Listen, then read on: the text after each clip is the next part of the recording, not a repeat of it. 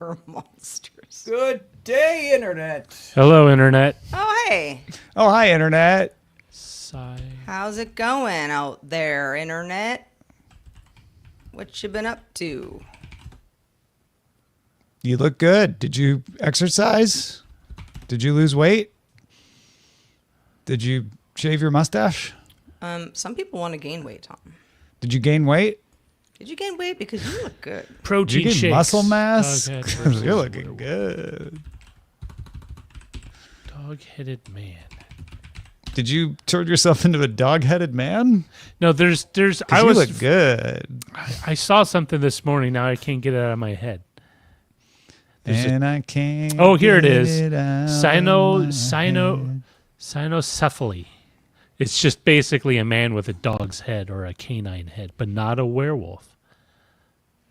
Who sent me? It was like I forget who sent it to me. It was like some AI Instagram thing where like a bunch of like tough guys had cat heads.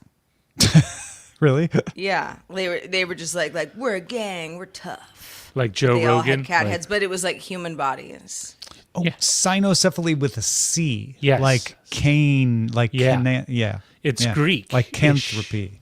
But it's not. But it's not. So it's not what werewolf. would be the tough guys with the cat heads? Would they be phallicocephaly? I don't remember. Like, where did this come from? I am not making this up. It was probably my Sarah Lane Instagram account because I'm never in there anymore because I'm always Holy dog and a dog-headed notices. saint. yes. See, The more you know, the less you want to learn sometimes. But this is so fascinating because they're not werewolves. Oh, So it my was from unders- Heather. I'm gonna send Oh. it to you, Tom. You'll like it. Okay. I would send it Has- to you, Roger, but I don't know if you even use Instagram.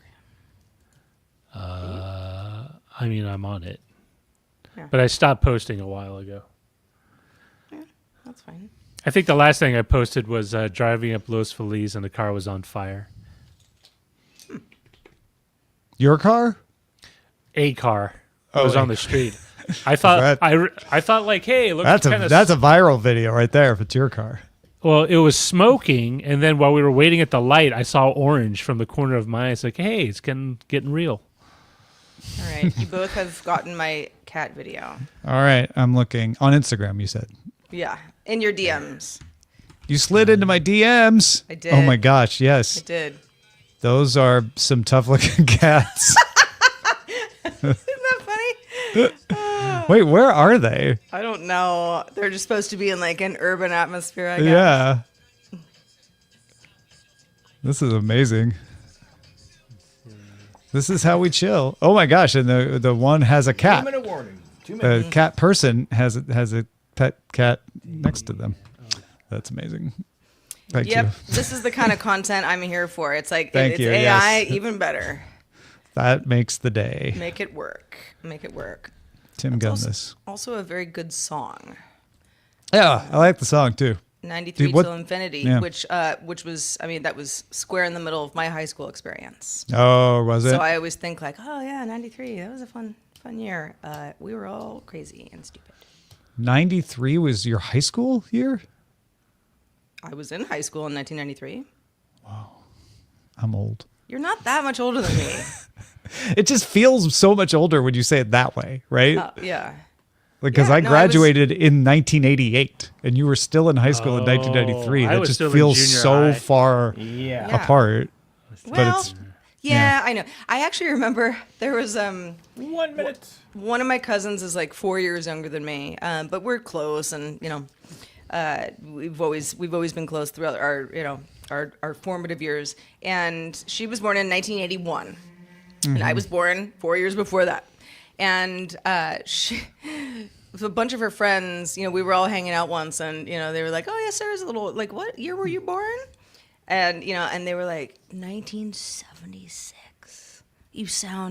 That sounds so old. Like it was like no one was trying to be rude. It was just Right, like, right. It's It was just- just like we were like 81, so like They the were idea all of anyone being 80s. born Yeah, before 80 that isn't Yes. our parents. I Yeah. was It's Because just I insane. graduated college in 1992. Ooh, And you're same like, year I I was in graduated high school in school. 1993. I'm like, I was not even in college anymore by then. Yeah. Yeah. Just It's feel, very even though it's not that much of a gap. It's 8, just- 7. All right. Fine. Have a good show, everybody.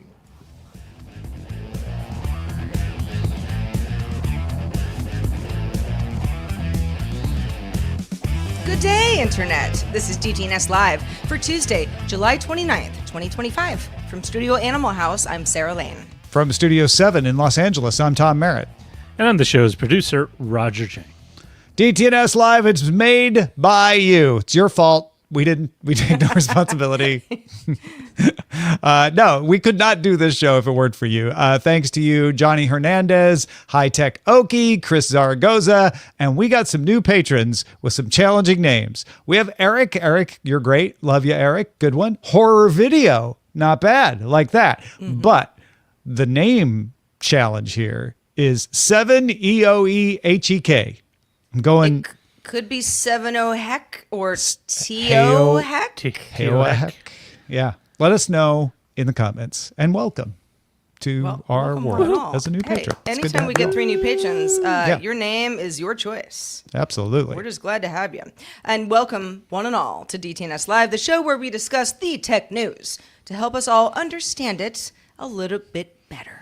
Tom And Merritt, I always ask everyone but you how you're doing at the top of the show. So today's your day. How are you?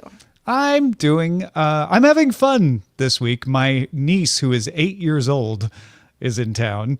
And 8 years old is a good age because they're not so young that they exhaust you entirely, but they're still like, think adults are cool. They haven't got so Right. old that Yeah. they're like, oh, just leave me alone. I want to be with my Yeah, friends. it's a sweet spot of like, I'm Yeah. sort of independent, but I don't hate you yet. Yeah, and you don't have to watch them every single second to make sure they don't, eat the electrical outlets and stuff. And my wife Eileen, she set up a bunch of fun things for her to do, and they're off doing them during the day, and then we hang out in the evenings. And Seven the dog loves her, so Aw. yeah, it's really it's going well. Yeah. Well, it's always nice when a dog likes a child. Yeah, well, and Seven's a lot. He's 60 pounds of love, but when he wants to jump on you with that 60 pounds, especially when you're a small 8-year-old, it can be a lot. But he's learning like, oh, okay, she's not another dog, but he's fascinated. He's like just wants to lick her face and lay next to her on the couch, and it's really cute. Oh, That's cute. Otis used to be like that with little kids, but as a 90-pounder, they almost always fell over and cried.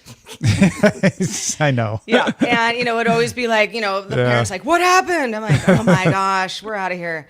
But no, it was the same thing. He was like, "You're a toy, yay!" Yeah.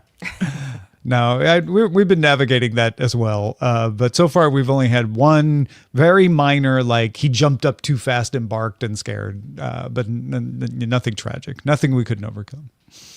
What about you, Roger? Are your kids afraid of dogs? one is, the other one isn't. Well, just goes to show you, siblings it's- not yeah. carbon copies of one another. That's No, true. thankfully so, because it'd be very expensive. Or would it be cheaper? I don't know. Yeah, I was going to say there could be ways it's cheaper, because everything just Yeah. works for But the if they other. have the same issues, then it's like, you'll probably have figured it out by Double then. the therapy bill. Is that what you're thinking? I don't know. Double. It's 50% definitely not off double. if you do two. Bulk discount. Hey, why don't we make it a group? Why don't we make it a family rate since everyone is going through something? Yes. The family pack. You're saving money.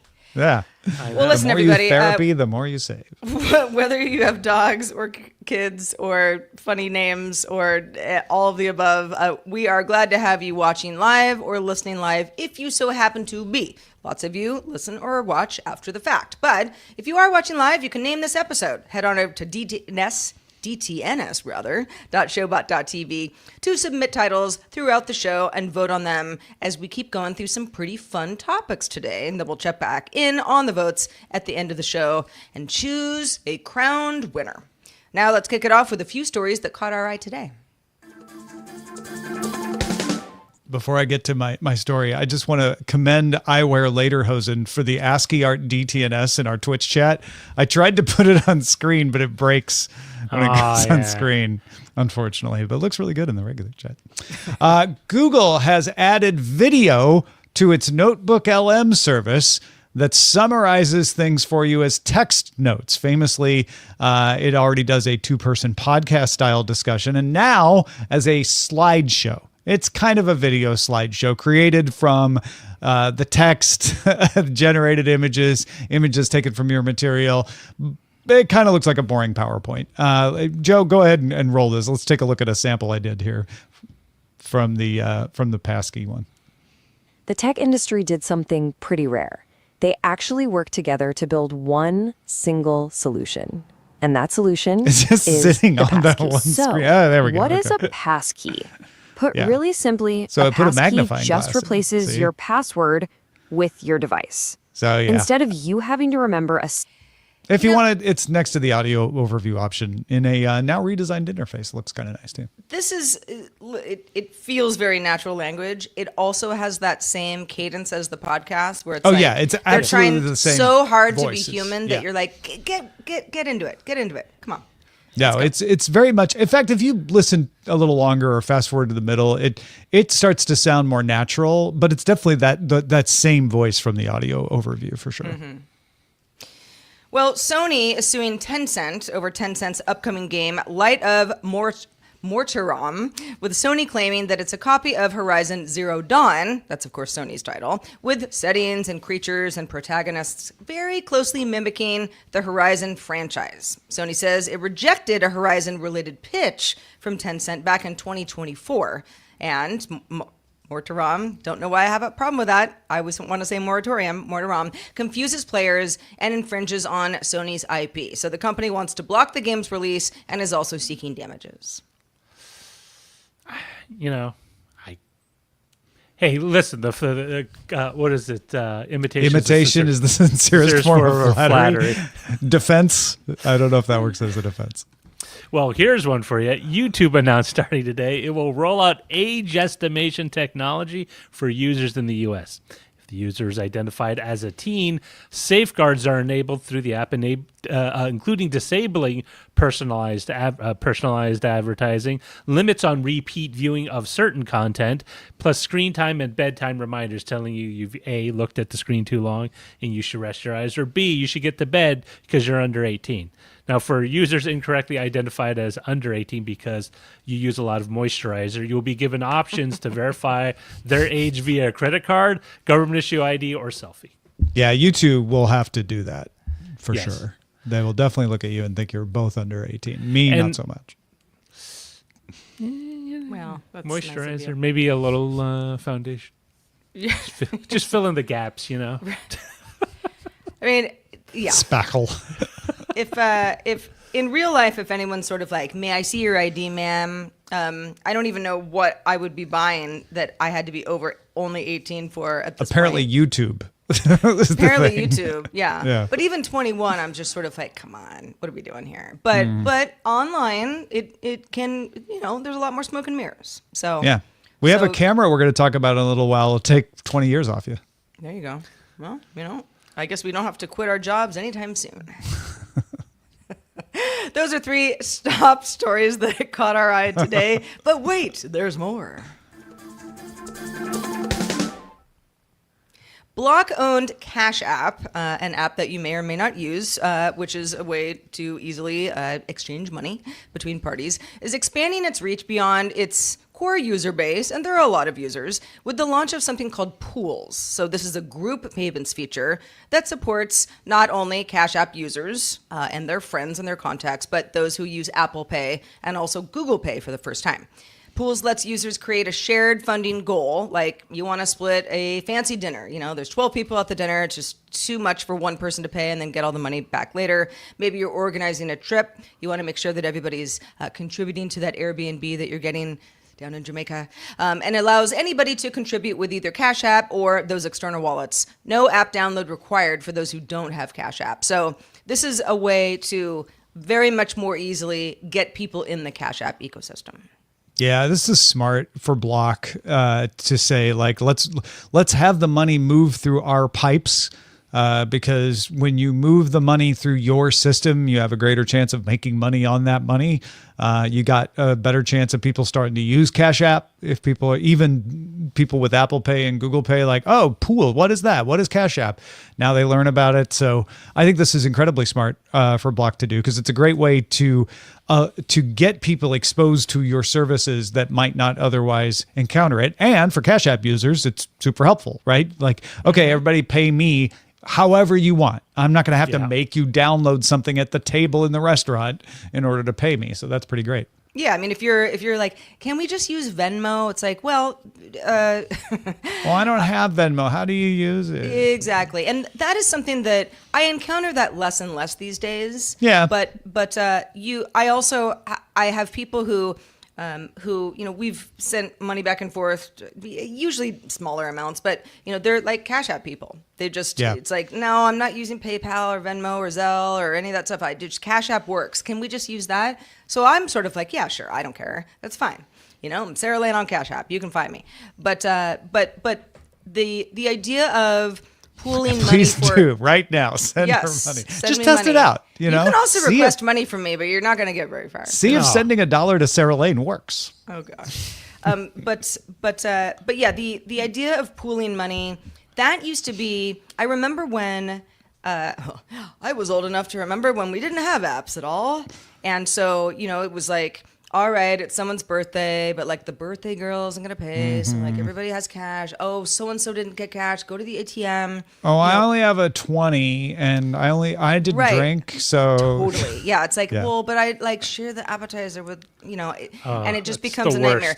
Now you're still going to get people squabbling over a few dollars here and there. This is not going to solve that, but it makes the idea of pooling the money into one place where that person who's collecting the money then can pay somebody and everybody gets to go home afterwards so much easier. And it's been getting better and better. So I think Block is being really smart here by saying, let's get other people to be able to seamlessly use Cash App. You don't have to use it. You just, the person who's requesting money is using it. And by the way, for anybody who's like, well, hold on, I use Cash App and I'm looking around and I don't see a pools feature. It's a limited run. I don't have it either. I was hoping to have it this morning so I could make Tom and Roger and Joe all give me money, but I don't have it. So rolling out slowly. If you do get it and you are able to use it, let us know how it works. feedback@dailytechnewsshow.com. But otherwise, I do think that this is probably most directly competing with Venmo. Venmo has been doing quite well, and has offered similar features like this for a while. So this is Block kind of catching up a bit. But I would say, yeah, it's this is the way of the future, everybody. It took me that entire segment that you were talking to log back into my Cash App. Oh. That's what I was doing just now. Why? I was like, you had to then go to LastPass, get your because it's been password. So long since I used it that it was like, who are you? What's your phone number? Is this really you? I'm going to send you a message. Right. Mm-hmm. Yeah. Can I sync your contacts? You haven't done that yet. No. I mean, no, at some point when they Okay. just all sort of reach a point where they all support each other and it just becomes moot. Like everything just supports, so you just pay regardless of what app you have. You just that would be the best, right? Yeah. Like just a interlocking world like that, and maybe that's kind of what this move will lead us to. I right? feel like that's what we're moving toward. Yeah, and yeah. Not that this is like a crypto play in any way, but just the idea of the future of money and what is the value of this type of currency that I have, and how can it be used towards something that I want to buy, or I want to, gather because somebody else bought something that I had, type stuff. I think we keep inching towards, and we have a long way to go, but inching towards this seamless scenario where there's just a lot less talk about what kind of cash it is. Because and what we're talking about with Cash App, of course, is no cash at all. We're not talking about physical cash. That's just the name of the app. But I mean, it'll be interesting once crypto becomes part of the mix, because right now all these apps deal with a sovereign nation's currency, the U.S. dollar, or whatever currency that's being used. But when you have something like crypto get into the mix, I'm curious to know how seamless it will be. And more curious how unseamless it will be. Well, it depends on what you mean by crypto, right? If you're talking about stable coins, it'll actually make things more seamless because they're linked to fiat currency, and they're just used to make things smoother and faster and easier. And so if you're talking about stablecoin cryptocurrency, probably it's going to help.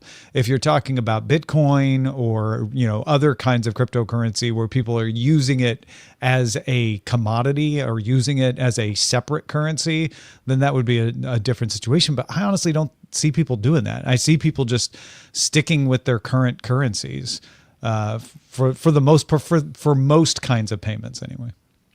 Mm-hmm. Yeah, PayPal had an announcement earlier this week of using a variety of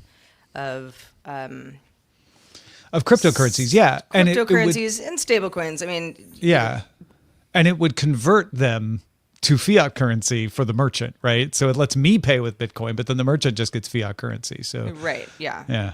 And PayPal also has its own coin that it's pushing. So I mean, there are a variety of reasons that companies want to get involved in stuff like this. As far as the Cash App current grab, this really does feel like it's just a way for people to be like, oh yeah, Cash App, yeah, I can use that. Great, not a problem, seamless. Yeah, and we'd be remiss if we didn't remind people who don't know. Block owns Square, and if that rings, you're like, oh, that's the Square piece. Like maybe you don't know Cash App, but you know Square, because on the point of sale side, Square is dominant.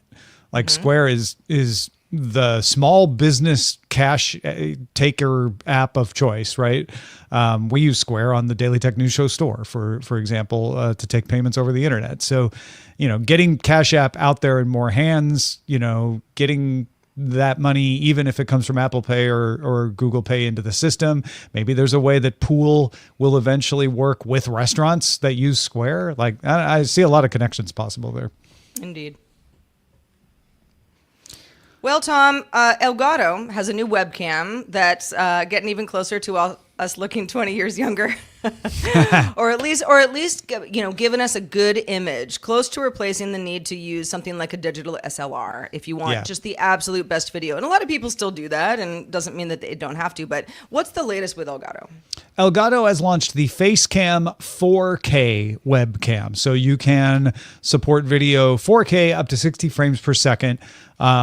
This is not as good of a camera in many ways as the Facecam Pro that Elgato already sells. Certainly not the only camera you can get that does 4K 60 frames per second, but it also supports 49mm lens filters, which lets you do things like reduce glare, add diffusion, basically things you would do with a DSLR.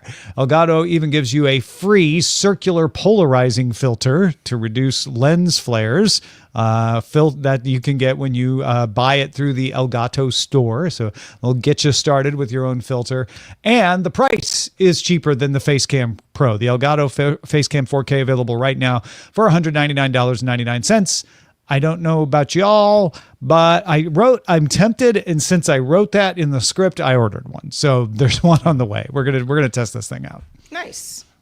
Yeah, I am still rocking that Logitech C920. It's a classic. I've got one right there. Yeah, and had it for years. Works fine. I'm sure. In fact, I used a different camera from a company that now name is escaping me because the camera's in my closet. It was supposed to be sort of like an alternative and superior webcam, and when we tested it out, this is a couple years ago now, it just wasn't doing the trick. It just didn't work with StreamYard, which is the streaming service that we use here on DTNS Live, and I was like, all right, let's go back to the C920, and it has never done me wrong. At the same time, there are a variety of folks. Patrick Norton is a great example of this, by the way. Where when they come and join us, I'm like, what camera are you using? It looks so good. It just looks very pro, and it's nice to have options, especially for not that much money. Now, $200 is not $0, obviously. Yeah, and the C920, because it's so old, is cheaper, Right. but it's maxes out at 1080, and 4K is becoming standard. Right. Not that your eyes can tell it without, but you can do HDR at 30 frames per second with this, and then now you can tell the difference. I'm curious about the 49mm lens filter because oftentimes for a lot of these, you either use a polarizing filter, or you use there's a term for it, but basically just uses a lens protection because they're super cheap. But that does open up a set of possibilities, because there are what they call auxiliary lenses that you can kind of screw on to a camera lens. Unfortunately, they weigh a lot because it's glass, and so I'm not sure if this mount would hold or it would just tip over. But you could. Well, it's got a screw mount at the bottom, so you decide what the mount is, right? It's definitely true, but I mean, yeah, no, you're gonna have to figure out a question balance. Still holds. I'm just saying, like, yeah, there are ways. You got options. But you could. I mean, this is one step away. What I would really like is to have a webcam that has interchangeable lenses that conforms to an existing standard, whether it's micro four thirds, whether it's like the new R mount for Canon, or the more recent R mount for Canon, whatever, that you can just take a DSLR or interchangeable camera lens and you just mount it on, and you get a bunch of really amazing options. And I think this is the start of that. I think as time goes on, people are going to either want the ability to pop out the lens depending on their situation, because as these cameras get more feature rich, people are going to want what Sarah was saying. I want something that looks more pro. Well, you can do that because you can just combine a really good sensor and then leave it up to the user to attach their own lens. You can save the money, and you don't have to charge as much, so people can still kind of fool themselves. Like, yeah, it's $200. It's a pretty good deal. I have all the lenses already. I'll just, screw on what I got. But do most people want to do that though? I mean, DSLR is pretty much a hobbyist platform, so I feel like what Elgato's recognizing here is most people don't want a full DSLR platform. They don't want to have to deal with all that. But maybe giving them a little bit of an option, right? Like a little bit of flexibility, is an advantage. I will say, if some streamers, some YouTubers do prefer to have a much more pro look to their video, and they use either an interchangeable camera or a lens camera or a DSLR, set up in very much the way Patrick Norton has it set up, just using it as a streaming webcam, because it offers a very crisp, very high resolution. Well, that's what I'm using right now. Yeah, it's a DSLR as a webcam, exactly. But I feel like it's more than I need. It's true. I mean, more than what you would need, but it depends on. I've seen people throw money at this stuff. So I'm just saying, Tom, you more don't than what need you it, need, Tom. Sure, if you wanted to be pro, but Listen, you're Tom. not a professional, Tom. So right? Yeah. Listen, But I mean, got. but it's like there's all sorts of things. For example, so with my humble little Logitech here, it's like I am able to slightly blur out my background. I don't have to do that, but it's just because I'm using like a third party thing that I play around with, just for the picture, and I think it looks nice. It could all just be in crisp. Crisply in the frame, also fine, doesn't matter. But this, it gives that little bit of like, ooh, rack focus type thing going on. and that's one of the nice things to have about options. The Facecam 4K does that kind of stuff on the device. So you use Elgato software to set those settings, but then you don't have to keep the software running. So it lowers the load on your That's nice. machine by saying like, yeah, we can do that background blur and stuff from the camera itself, which is that's every little bit helps, right? Like, you can run that stuff on your machine and you're probably fine. Sarah's doing it right now, but every once in a while we all run into a situation where like, ooh, I have a few too many things running right now, maybe, and now I'm going to have to choose, and this takes one of those off the plate. Yeah. And again, it's $200 for something that, I mean, if this works as advertised, that's.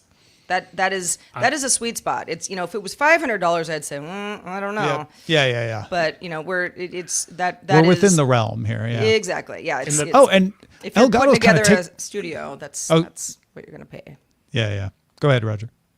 Oh no, I'm just saying. In the past 8 years, I have personally seen a lot of these webcams move from like sort of an afterthought, like, hey, if someone needs it for their Zoom meeting or whatever, to something where, hey, there's people willing to pay more money because they want a sharper picture. They want something More that people looks, are doing more of these calls. Yeah. yeah, more calls, but a lot of people are trying their hand at being creators, and they want to kind of jump in with a good set of shoes, so to speak. And it's a nice way to go instead of having to. There's a camera pun in there somewhere for shoe, right?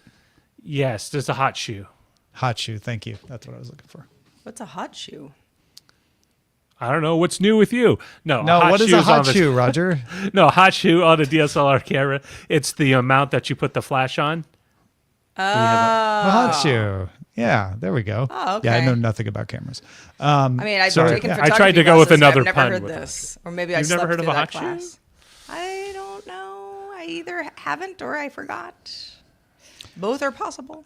The last thing I wanted to bring up is Elgato is starting to take over my world, and I think a lot of other people's, because one of the things I liked about this is it works with the Elgato prompter.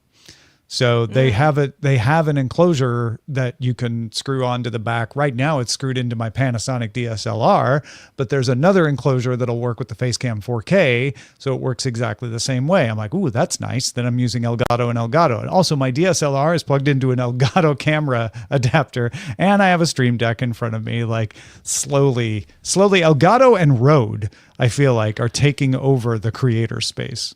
Yeah, they get you in with one product, you buy into the family of products, and then you're just stuck in it's, if they work together, right? It's not that they're locking you in. You're just like, oh, but these all work really well. Like, and I'm not locked in. I can use them with other stuff, but man, it really is nice when you use them together. Let us know what you think of hot shoes and Micro Four Thirds in our Discord. You can join by linking a Patreon account at patreon.com/DTNS. The topic of students using LLMs to help them with their schoolwork and instructors to help them with the student schoolwork is something that we've been talking about a bit on the show lately. But OpenAI is hoping to change the direction of the discussion with a new feature. So, Roger, what can you tell us? So today, OpenAI announced Study Mode, a new ChatGPT feature that's designed to help students develop critical thinking skills. The idea, of course, is when it's enabled, ChatGPT will ask questions in response to prompts instead of just giving you the student a straight up answer. The idea is that it will sort of be engaging with you in the same way that a lecturer or perhaps a professor would in a university level class, where like you're asking questions about why did the Great Depression affect so many people in the stock market, and then instead of just giving you a straight up answer, it's going to kind of lead you along, forcing you to kind of come up with your own idea, or not come up with your own ideas, but to come up with the answer by asking you questions like what happened to the stock market at that time, what were the industries affected, why we didn't have nearly the same level of controls in terms of trading during a panic or anything like that. So the idea is that it's kind of engaging and responding to the user, and will not give away the answer unless they take it out of study mode. Now the feature will roll out to all free, Plus, Pro, and Team users starting today. Study mode for EDU subscribers will be made available in the coming weeks. I personally, when I first heard about this, I didn't think much about it, and then I started reading up on it, and I think I'm turning around. Like just yesterday, we were talking about the integration of LLMs into the shopping experience through browsers.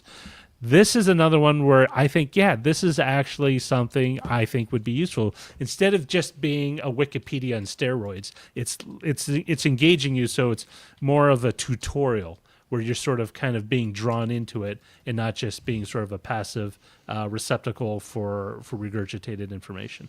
Yeah. I guess my first reaction to this is, wow, if somehow this could be handled by schools where the students only had access to study mode when it was really, really important to come up with the answers themselves, but to I don't know, have that kind of third party, this being OpenAI in this case, being like, well, so what do you think about that? Or how would you arrive at that decision? And a train's going 50 miles an hour and another train's going 40 miles an hour and they're 30 miles apart, when did they collide? That sort of thing. That would be great. Now, you're always going to get, because these tools are, you just can't lock them down. You can. In an academic setting, the school can lock it down and say, like, you're going to only use this right now through us. That's what the EDU is for. But yeah, outside of school, then the students can do whatever they want. Right. Like if this was something where it's like, okay, you sit down, it's 9 a.m., you got a test, you have access to certain tools, this could be one of them, then that's one thing. If it comes to like, well, will this keep kids from cheating? No, because kids have been cheating since schools began. But I don't think that's what this tool is for. This is for the student who wants to learn, right? And like you said, Sarah, like in an educational setting, it could be used to help them study. You probably don't use it during a test. You use it like, okay, everybody turn on study mode. I want you to, go through this tutorial. And then you can have the teacher available to kind of walk around or monitor or whatever. They can monitor it remotely. But TechCrunch made that remark of like, well, this isn't going to stop students from using LLMs to cheat or take shortcuts. I'm like, yeah, it's not meant to. But that's like saying Cliff Notes exist instead of the real book. So why would anyone read the real book, right? Like, well, you've got the choice. Well, and it's like, then I'm sorry, Roger, go ahead. Oh, no, I was just saying, like, this is targeted toward college, university students. So most of those students, I would imagine, would have the idea that a modicum of self-control. And the idea behind this is that what you were saying, Tom, like you had questions and the lecturer or the instructor would be able to help you. This sort of acts as a surrogate of that, right? So I have questions about this. Let me help guide you through it. Exactly. So especially if you're dealing with concepts that are very complicated and multifaceted, it can help break them down. It's very interesting. One of the quotes that they had about this particular product was from a student who said, the best way I can describe it is a live 24/7 all-knowing office hours. Because I do remember going to my professor during office hours because I had some questions about, this is about Western history, art history, and just some of the more lengthy and kind of denser material that I had questions about to kind of talk about. I think that's great. I see it just as another way of offering support without necessarily you or the lecturer being tied to a desk or at the campus all day. I think the point you made, Roger, about if you're in college and you're studying, you picked your major and you're on a certain path, it really doesn't behoove you or anybody else for you to take shortcuts. Now, that's not to say that doesn't happen, right? But I think it happens a lot more often when a student is not engaged in the material and it's just like, I'm not into this and I just want it to be over. I've definitely felt that way in lots of classes, and particularly when I was younger. By the time I got to college, I was like, I know what I'm interested in, and I was able to kind of go that route. I also think this is going to be much more helpful depending on what you're studying. I mean, Roger and I both went to a college which was, our major was largely vocational. It was very hands-on kind of stuff. I mean, sure, there was classwork and essays and that sort of thing, but I've just aged out of understanding how this would have helped me. But in a lot of my classes, it really wouldn't have. You honestly had to get your hands dirty, so to speak. I mean, part of I don't know if they still have it at CSUs, but you had your Section 3 requirements. So one of the things I took, for some bizarre reason, I took the philosophy of physics, which was a brand new course. It was a lecture course. And there were a lot of questions because we talked a lot about some of the philosophical aspects behind Schrodinger's cat, and then there's a book, Schrodinger's kitten. But a lot of that, and it was very dense stuff. I would have loved something like this to kind of help me parse out a lot of that material, because it was stretched over 7 books, but also very dense, right? And the students, the other students I worked with, I took classes with in that class, also had some issues, trying to kind of wrap your head around sort of the discussion, which I thought was very important. But sometimes, like if you're not familiar with it or you're just coming into it, it can come off as very imposing and very intimidating and really hard to grasp. Yeah. Yeah, and I this is obviously helpful for dense topics like that and history topics, but I think it could even be useful for practical topics like you're talking about, Sarah. Like if I'm taking a broadcast editing class, right? Yeah, you've got to learn by doing it, but if you're trying to figure out like, wait, what's the process for this? How do I tell a story? What's the best way to assemble? Then you can bounce ideas off of study mode, and it might, I'm not sure if it will or not, but theoretically it might be able to say like, okay, well, what's the best way? What's the best opening shot? Do you know what an opening shot is? And like asking you questions rather than telling you what to do to get you thinking. And if you're like, wait, now I can't remember, how do I do insert points in I don't even know what kids are editing in these days. Is it CapCut for college? Probably not.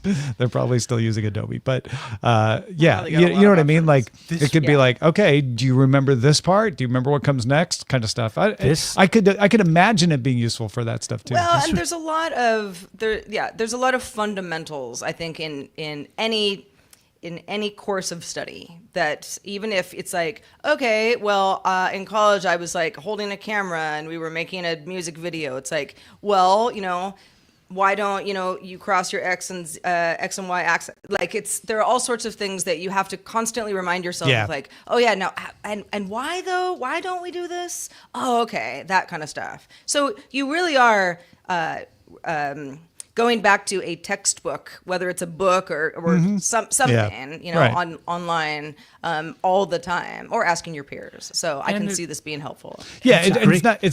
To that point, it's not the only tool, right? You're going to need to pick up the camera and shoot at some point, but it could be helpful. I could see it being supplemental in a way. And it's a great study if you're studying for a midterm. Say it's like trig or pre-calculus or calculus or whatever. You can go through and maybe have it come up with some sort of a list of dummy problems that you can go through, and then as you run into a problem, it's like, okay, I'm stuck. What is my next step, right? I factored out all the equation. Now what do I do next? Do I carry everything over from one side to the other? And then it can ask you. So it's like, well, what do you need to do? It's like, well, you need to move all the variables to one side of the equation. All right, so how do you do that? So it's going to walk you through it. It's going to nudge you along, exactly, right? Give you hints and all of that. And honestly, that would have been super helpful for me because a lot of, especially the higher math, you tend to forget things because there's so many steps. I feel like a lot of the stories are approaching this as in the story is OpenAI is being used for cheating, and here's their response. And I don't think that's what this is. I don't think OpenAI is using this. I mean, sure, they're probably going to use it as PR, but I don't think they're using this to solve that problem. They're saying this is a tool that can be useful. And it's not even letting the perfect be the enemy of the good. It's criticizing something for not being being something else. It's like, this isn't the solution to that. I don't think it's meant to be. Listen, as long as there's grades involved, people are going to find a way to cheat if they want to do something else besides show up in class. Yeah, but then you don't learn, do you? And you learn how to cheat, I guess. Where's that NBC? Yeah, you get really good at logo? cheating. And then you have a career, and then someday you work on Wall Street, and there you go. Well, all right. Not to say everyone who's in banking is a cheater, but yes, cheating. I guess it could lead you to understanding lots of things about human behavior later in life. But yes, good on you to OpenAI with study mode. Moving along, let's finish up with a discussion today about text etiquette. Everybody's got an opinion about the right way to text and how things are absorbed by the person that you're texting, and what to do and what not to do. We have a few questions on what is appropriate behavior. So let's discuss our opinions. And folks in chat, if you have opinions, and I know you do, please weigh in too. So let's start with this one, Tom. I'm going to ask you first. Do you need to respond at the end of a conversation? Yes, please. With me, please do. I run into so many people, and I'm not trying to generalize, but most of the time they're younger than me, much younger than me. And I'll be like, so we should do it tomorrow? And then I'll say like, yeah, tomorrow works for me. Crickets. And I'm like, did they see it? Do they know that I said that? Is it happening tomorrow? Do I block off my time? Any response to let me know, like, great, talk to you tomorrow, right? Like, that is a generational thing that I know isn't done in other generations. A tautology, what I just said. But you know what I mean? Like it is something that drives me nuts. And I know other people are like, well, no, like you just assume they saw it. Right, because they didn't say no. Right. So it's like they didn't carry on the conversation with a contradiction. So, but I've run into so many times where I'm like, yeah, but I said that. And they're like, oh, I didn't see that. And I'm like, well, how was I supposed to know? This actually happened to me. So the other day, over the weekend, I set up a Zoom call with somebody that I had never met before. I mean, we went back on email a couple times. We had the Zoom call this morning, and so it was sort of like, hey, would Tuesday work for you? Here's some times. And I was like, 10:30 a.m. would be great. My afternoon is kind of booked. Okay, Yeah. great. We went back and forth, and then eventually she sent me a Zoom link through email, and I was kind of like, all right, we're done.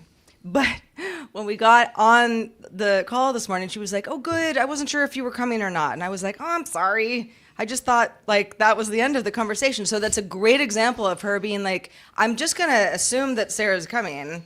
But she wasn't really sure because I just assumed that was the end of the conversation. Right. She had given me my assignment and I showed up.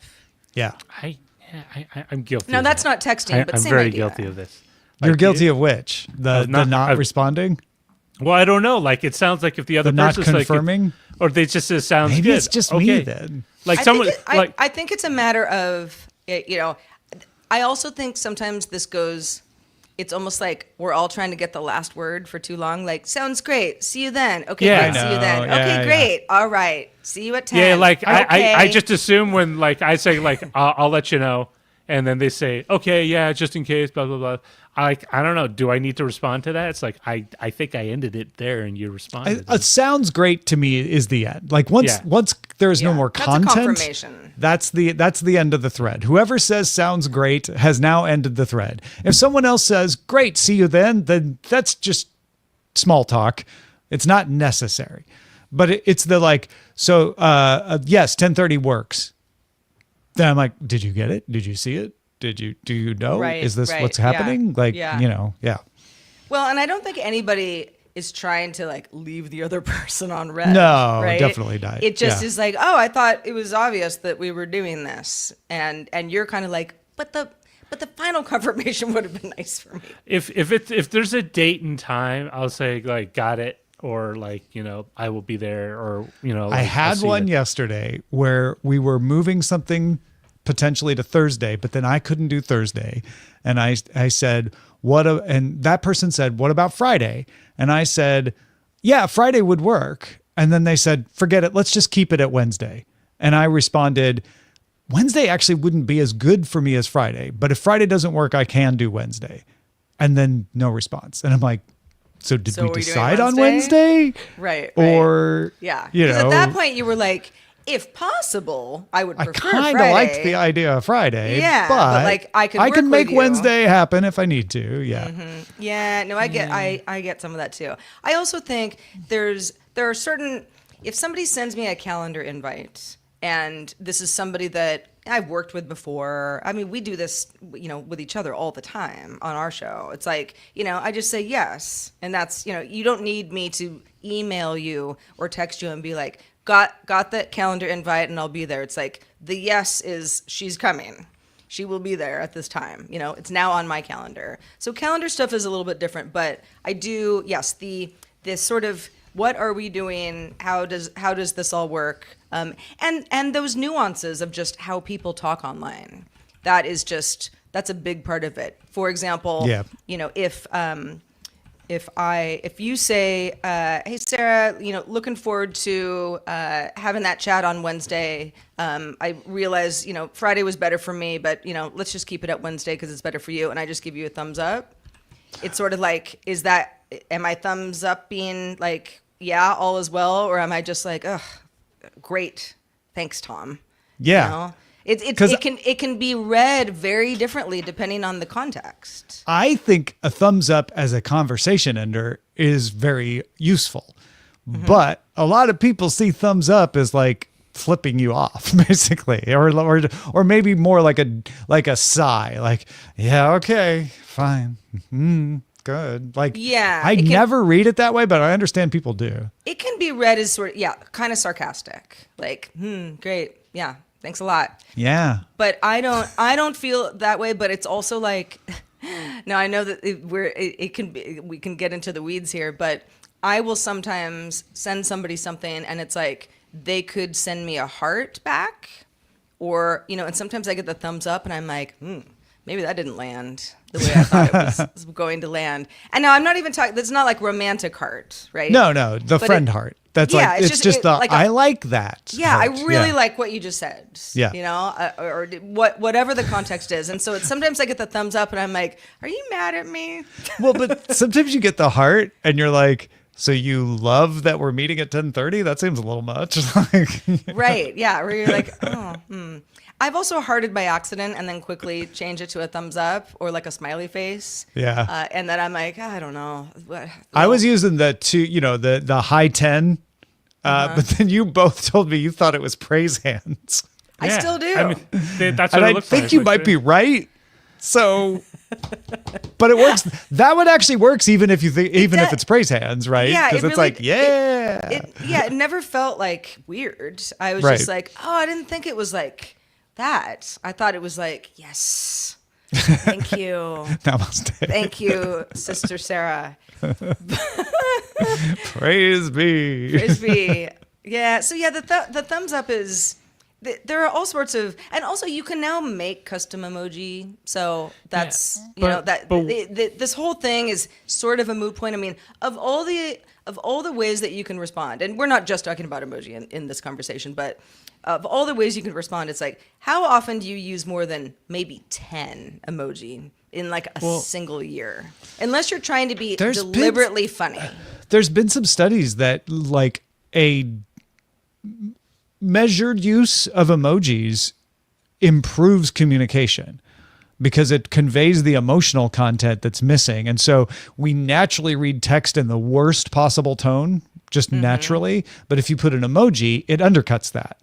And if there's a smiley face, you're like, oh, but they're smiling. Okay, so I know they're not mad. But you can overdo it, like putting 10 emojis in one, 3-word sentence, probably too much. I mean, that also for me raises the question: when is the appropriate time and inappropriate time to use emojis? Right? For example, if I'm doing some sort of business and I'm selling a mansion or whatever, do I do like heart emojis and thumbs up To your like, real estate agent. Yeah, like oh yeah, that sounds great. Like no, Crying emoji. like I've 4 in a row. gotten. So our dog walker, when she sends the invoice, uses like a dog emoji and a smiley. And I don't think it's wrong, but it is a business. yeah, it feels situation. a little glib So in a way. the first time I was like, oh, that's interesting, but it actually is nice. It's like it adds some emotion Yeah, to an but I mean, otherwise cold transaction. but that's a dog walker. If you're like Yeah. carving out $800,000 for a new home, and you're like, Yeah. okay, When I your guess the investment cry banker is- emoji's great because I couldn't get the deal done. It's like, I don't know, it just when comes you're- off as unprofessional. And your investment really banker is case by sends you the case. scream face. like if your doctor sent you the scream face, like, oh my god, this is terrible. got your test results. Well, or the skull emoji. That would be even worse. Oh no, this is for a Day of the Dead party. I'm sorry. No, skull emoji is just laughter. That's just like I'm laughing so hard I'm dead. I'm dead from laughing. Yeah. That's essentially what it is. But the doctor- Well, you're gonna Probably also be shouldn't dead use for this. So like, oh jeez. Heather, Frank, and I were just talking about this on the latest episode of Have Such a Good Day, episode 291. We're just talking about this. It's like the way that people, it's like conversational cadence in our modern world is very unique to all of us. We're all not going to talk the same way. I have friends who are very emoji heavy. Not that long ago. I mean, I gave up on emojis and now I enjoy them very much. But it wasn't that long ago that I was like, they're kind of stupid. I don't know. Unless I'm like, we're deliberately joking about something and trying to like put together a string of emojis so the other person tries to understand what I'm saying. That used to be the only reason that I would use them. And now I use them all the time, particularly as tapbacks, the thumbs up, the smiley face, the laughter. The skateboarder. Yeah. Like just the rutabaga. Well, the Albanian flag. I made a little genmoji of Otis the dog from a photo I had taken of him. Oh, so cute. that's in there. And it actually, especially on mobile, it comes up so small that I'm like, no one's really going to know what that is. But it's like, that's in there. It's like, you can get creative. But the skull emoji is funny because now, it's like, if I say something and someone responds to me like skull, skull, skull, they're laughing. They think I was very funny just then, or I made some very poignant comment. But it doesn't mean that they're dead or that it's Halloween, or that they're threatening you. But that's also just, it's a trend. The skull emoji wasn't always like that. But you also have to understand the recipient. Right? If the recipient is included on that, it's like, are you threatening me? Right? Because what are you trying to say? Are you the Grim Reaper? What is happening right now? Did you not like the car I sold you? Is that I don't know. Misunderstandings can happen fast, and I try to keep text short. And then if there are any follow-on questions, I'll call. Do you capitalize? I don't. Only at the beginning of the sentence.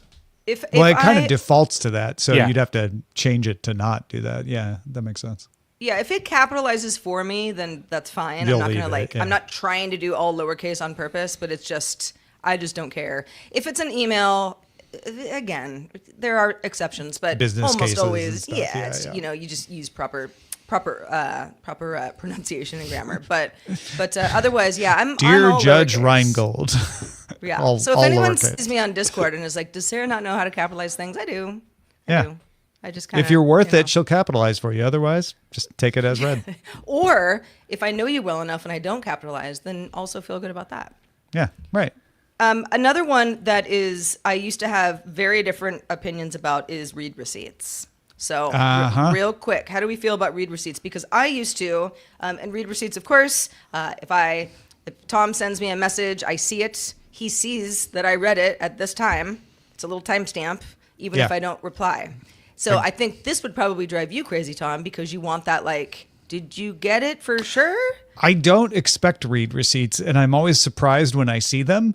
Mm-hmm. And a read receipt is not read and understood. It's not read and acknowledged. So to me, it's like, that's when you get the left on read phenomenon. Like, I know you read it, but you never responded. You didn't say anything. So I'd rather read receipts just be off, because I don't need that extra bit of nuance in there. Like, just respond to me. But I always have mine off too, because I don't want it to be sitting out there like, Tom read it, why isn't he getting back to me? Because, I may not have actually read it. I may have noticed there was a thing, clicked, saw you wrote 2 sentences, like, oh, I don't have time, I'll get back to that later. I used to have read receipts on, and I'm sure you can do this on Android. You can also selectively allow certain people to only get them, not for everybody, but I used to have it on for everybody. And I would have friends who would just say, how do you live this way? Just everyone knows when you saw their text. And I'm like, who am I running from? I don't talk to anybody that I am like trying to avoid. So if you send me something, you see that I read it, believe that I read it. If I don't get back to you right away, I'm in the middle of something. Like, we're friends. I'm not believe that I read avoiding it, you. and if I don't get back to you, it's because I hate you. Well, no, because I wouldn't be talking to you if I hated you. It's because you have all something. felt very simple to me at one point, but But but no, I get then it. you get in that situation where you're like, crap, my landlord saw that I read that. Now I gotta get back to him right away. There's enough little. Which is why I never read them. If I see it's from someone, like, I don't need to talk to them. I swipe. I'll talk to you later. Wow. Oh, okay. Well, So you don't. So they send you a message and you don't even read it. It's like, oh, I got a message from them. I got That like explains 20. a lot. yeah. The whole, the read receipts. There are people who still have them on, and you know what? I still appreciate them. When I see that someone has read my message, I'm like, oh, cool, they got it. I do think it's helpful, but if there's any like contentiousness in the back and forth going on, or it's somebody that you don't want to hear from, or you don't want to get back to, or whatever, it can get complicated. So I just turned them off. So whatever, they're off. Yeah. You're left on red, but you'll never know. Well, we do read your mailbags. We read all of them. We do not leave them out in the ether. And that's part of the fun of the show, because the more we hear from you, the more we know what you like, don't like, and care about. So let's check out the mailbag now. We may have solved why people post pictures of themselves in mirrors on Facebook Marketplace. Cappy wrote, in my local Central Florida city, this trend made the news several years ago. It's not the mirror that was being sold. It was used as a workaround for certain seedy professionals to sell services without getting flagged. Since then, it has sort of become a meme thing to do when actually selling a mirror by catching your pets or weird things like a Ghostbusters proton pack that I saw go viral locally a couple of years ago. Oh, those seedy things like moonlighting as a CPA. Like VHS beat Betamax, like Blu-ray one.